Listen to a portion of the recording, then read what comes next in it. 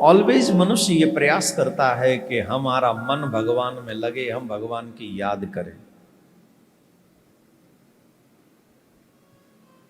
पर अधिकांश ऐसा होता नहीं है।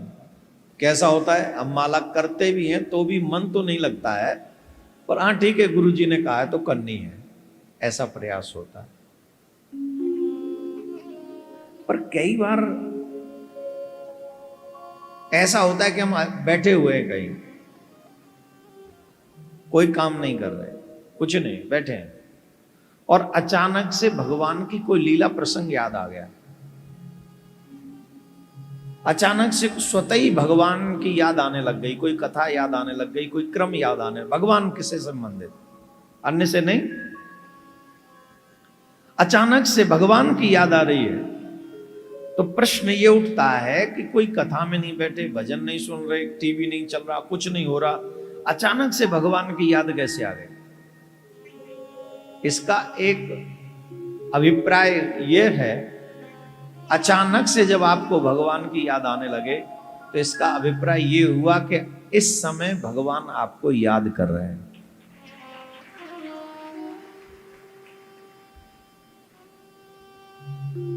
इस समय भगवान आपको याद कर रहे हैं।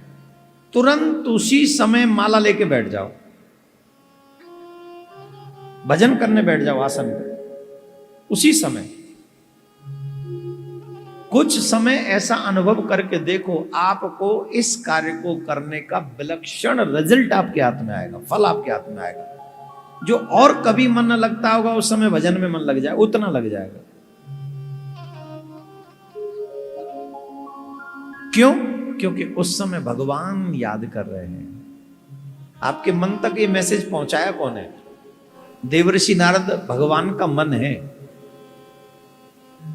और देवर्षि नारद मन का मैसेज मन तक पहुंचा देते हैं। वो खुद मन है तो आपके मन में वो जगा देते हैं। जग गए तो आपको ये समझ में आना चाहिए कि इस समय गोविंद आपको याद कर रहे हैं। जब अचानक से कोई लीला क्रम याद आ जाए, कथा याद आ जाए, भगवान की याद आने लगे, तो इसका मतलब यही है कि आज ठाकुर जी इस समय आपको याद कर रहे हैं।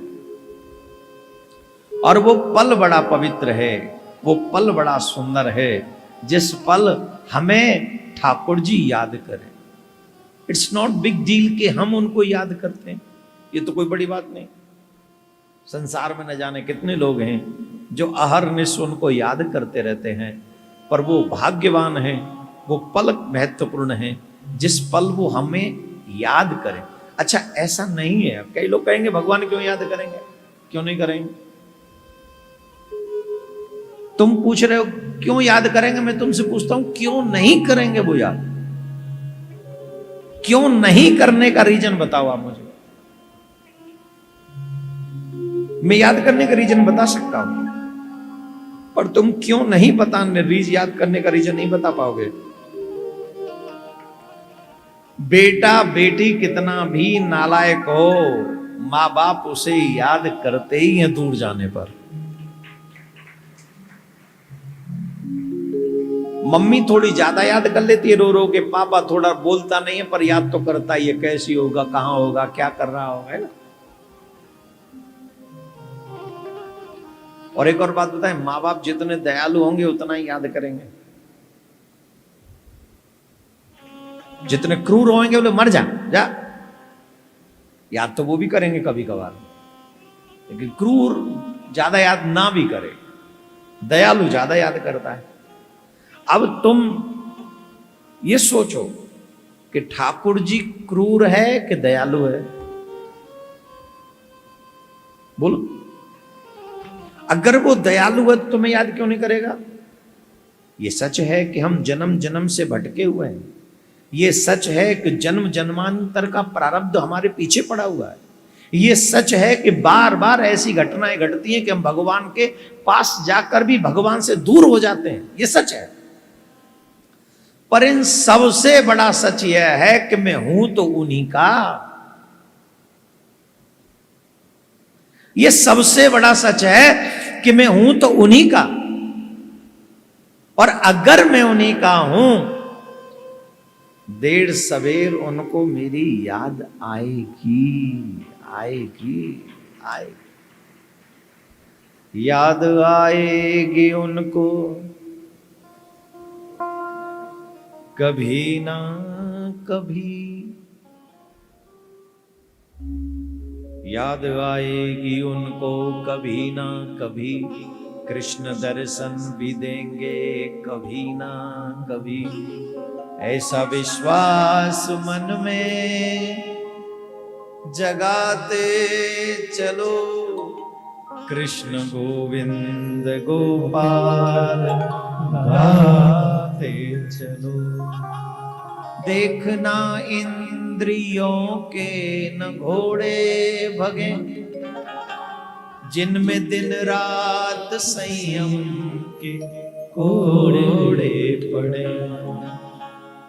अपने रथ को सुमार्ग चलाते चलो।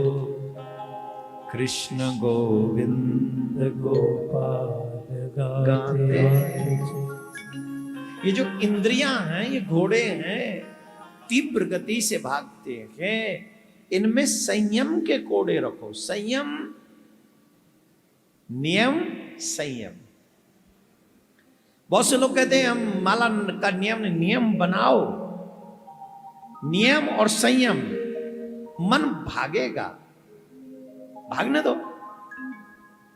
भाग के जाएगा कहां? जैसे उड़ जहाज को पंछी फिर जहाज पे आवे, मन उड़ के जाएगा। जब तुम्हारा मन गलत दिशा में जा रहा है और तुम वो काम कर ही नहीं रहे हो, कितनी बार भागेगा?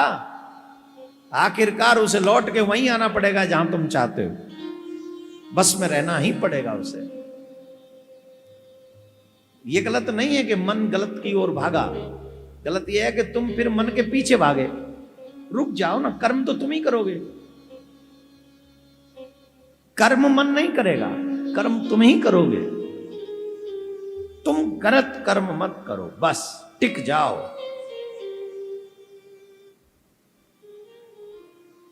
तो जैसे उड़ जहाज को पंछी, याद आएगी उनको कभी ना कभी। एक दिन वो हमारी याद करेंगे, इसमें कोई संशय नहीं है। कृष्ण दर्शन भी देंगे, इसमें भी कोई संशय नहीं। पर बात ये थी, अचानक से अगर तुम्हें उनकी याद आने लगे, इसका अभिप्राय है कि उन्होंने तुमको याद किया है।